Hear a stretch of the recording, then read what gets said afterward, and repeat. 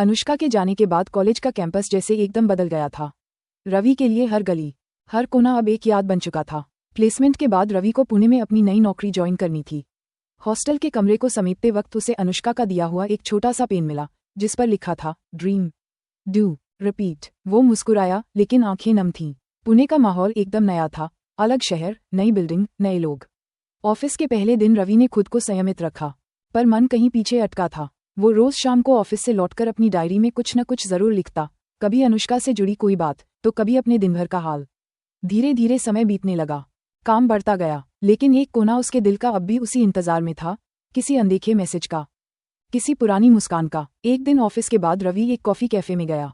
वहां की खिड़की के पास बैठकर बाहर देखता रहा। उसने मोबाइल निकाला और पुरानी तस्वीरें देखने लगा, कॉलेज के ग्रुप फोटोज, ट्रिप्स की झलकियां, और फिर अनुष्का की वो तस्वीर जिसमें वो समोसा खाते वक्त मुस्कुरा रही थी। रवि ने गहरी सांस ली और खुद से कहा, शायद उसे अब मेरी जरूरत नहीं, या शायद वो आगे बढ़ चुकी है।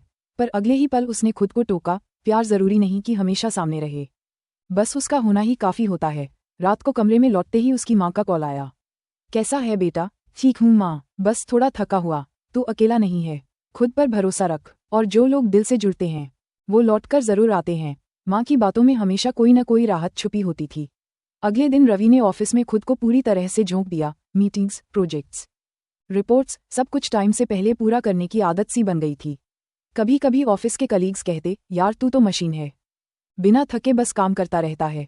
पर रवि जानता था कि वो काम से नहीं भाग रहा, बल्कि उस खालीपन से भाग रहा है जिसे अनुष्का की यादें रोज और गहरा कर देती थीं। एक रविवार को रवि ने शहर के एक बुक स्टोर में जाना तय किया। वहां एक कोने में बैठकर वो अपनी पसंदीदा किताब पढ़ रहा था, द अल्केमिस्ट। अचानक पास से किसी लड़की की आवाज आई, एक्सक्यूज मी, क्या आप ये किताब ले रहे हैं? रवि ने देखा, वो कोई और थी, पर उसके बोलने का अंदाज एक पल को उसे अनुष्का की याद दिला गया। वो मुस्कुराया और कहा, नहीं, आप ले लीजिए। लड़की चली गई, लेकिन रवि का दिल फिर एक बार पुराने दिनों में लौट गया। उसने सोचा, शायद जिंदगी बार बार पुराने एहसासों को नए रूप में पेश करती है, ताकि हम कभी उन्हें भूल न सकें। इस कहानी का अगला भाग जानने के लिए हमारे चैनल को सब्सक्राइब करें और बेल आइकन दबाएं।